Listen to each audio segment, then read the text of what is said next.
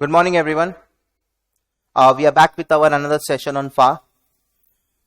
Today, our topic of discussion will be investment in equity shares as per US GAAP. In our graduation level, we might have learned how to do accounting for investors. Generally, we record investments purchased at cost price, and annually we receive dividend which we take to the income statement. But today, we are going to learn accounting treatment for investment in equity shares. Debt securities is being treated separately, which will be covered in our later sessions. So today our only topic of discussion will be investment in equity shares from the point of view of investor, and all the treatments which you are going to learn today will be as per US GAAP. Right? So basically we know investments are initially recorded at cost price, and whenever dividends are received, it is taken to the income statement. But if I see US GAAP, first of all, you have to see what percentage of ownership you hold in the investee company, and accordingly investments are being treated, right? So first of all, you need to know this is purely from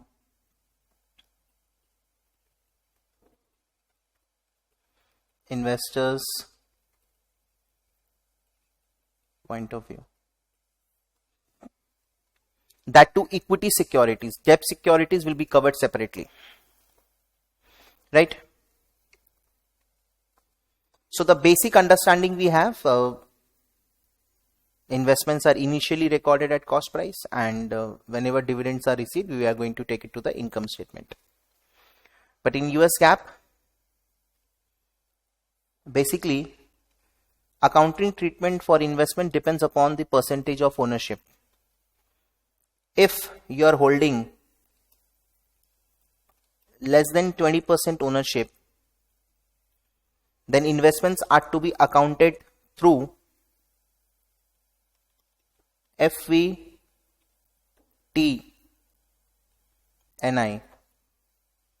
It means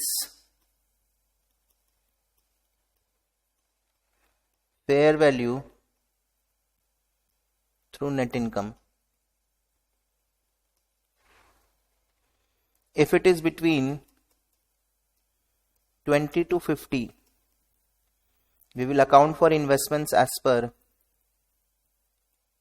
equity method, and if it is more than 50%,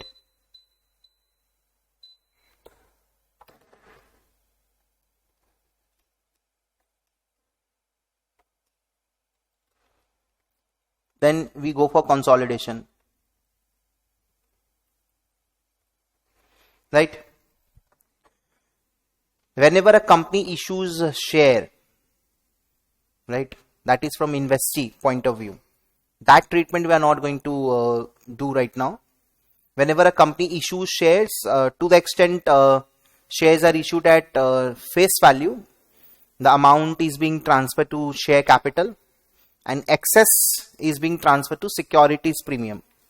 But here we are going to do from the investor's point of view, not from the investee's point of view, right? So investor initially records investment at the price paid for it, that is the cost price, and then depending upon the percentage of ownership, basically this is percentage of ownership, on that basis investments are accounted for. So if it is less than 20%, we do it through fair value method, and if it is between 20 to 50%, we do it by equity method, and if it is more than 50%, we do it by consolidation method, right? Now there are certain exceptions to this equity method. Even if you are holding say 30 to 40% shares, but still you are not going to account it as per equity method. Suppose I have done investment in some company and that is temporary in nature, so I won't go for equity method.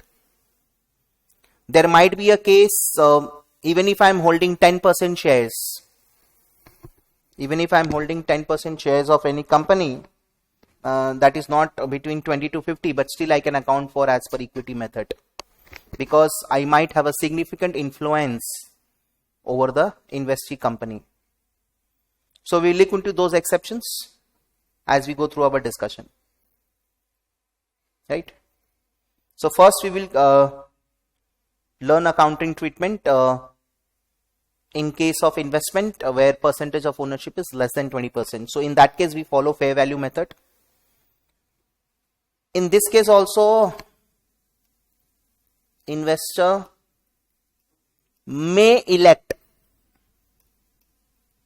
fair value method, may, right? But generally 20 to 50 is accounted for as per equity method. If investor wants, they can do treatment as per fair value method, right? So this is the accounting rules that has been prescribed in US GAAP.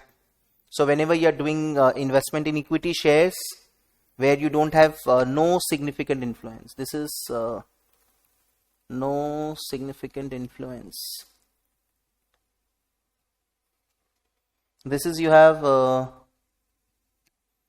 significant influence,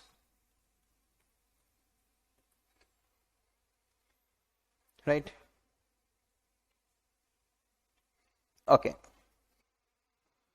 So the very first one,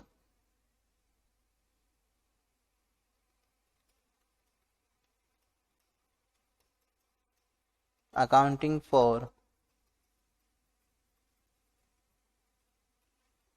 equity securities, that is fair value through net income.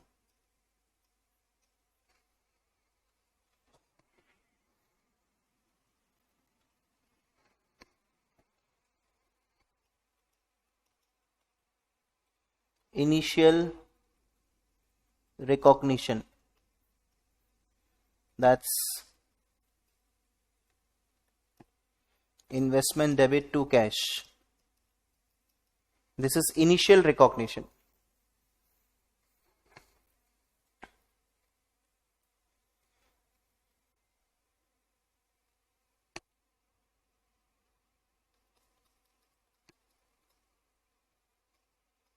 Dividend received,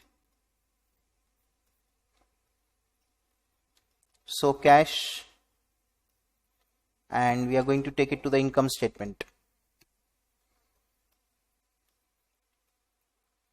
to be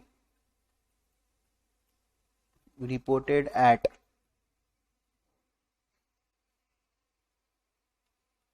income statement.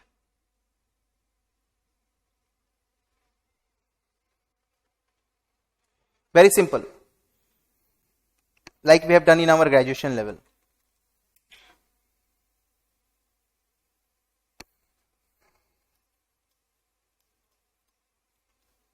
Measure at fair value on balance sheet date.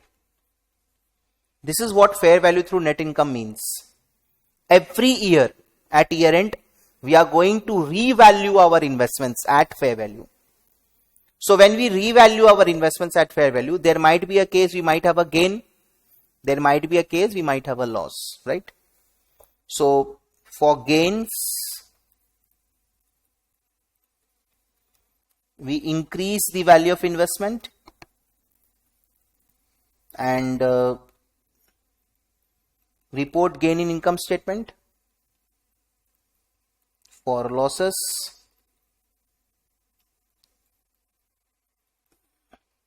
we debit income statement and reduce the value of investments.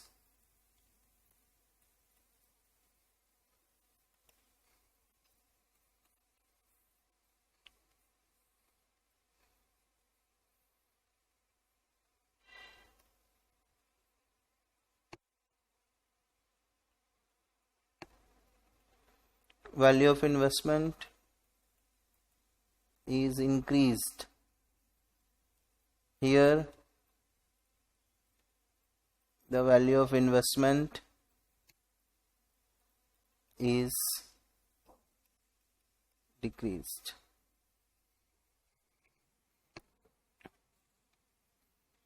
Right? Now there is one problem. What problem? If suppose you are unable to determine the fair value, if fair value is not determinable, then what we are going to do? Right? If fair value is not determinable, so this is how you do accounting for equity securities if you follow fair value method. Initial recognition is at cost price. Whenever dividend is received, you are going to take it to the income statement, right? If the investing company has reported earnings, net profit, and but has not distributed dividend, then no income will be reported. Only if dividend is received, then only you are going to show it to your income statement. Once we do equity method, we are going to understand in a much better way. However, at balance sheet date, we are going to measure things at fair value. So the fair value can be more than the cost, the fair value can be less than the cost. If it is more than cost, we have a gain, we increase the value of investment. And if the fair value is less than cost, then we decrease the value of investment. Right? Note, if fair value of equity securities is not determinable,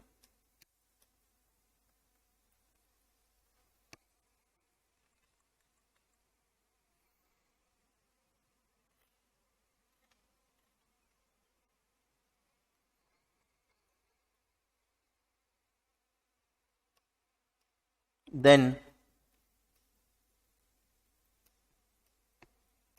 investment should be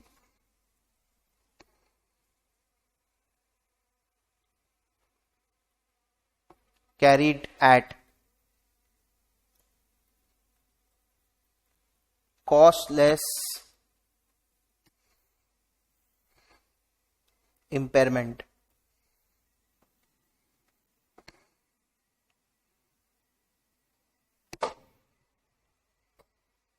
And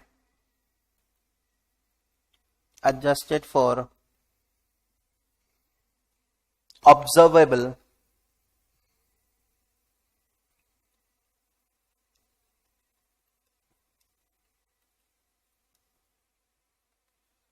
price changes.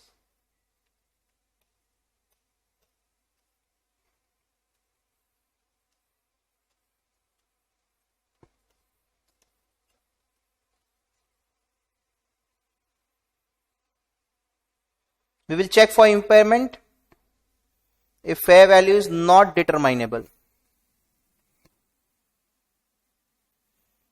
Basically, this is a situation where equity shares are not listed. Right? In that case, fair value cannot be easily determined. So in that case, you are going to do cost less impairment.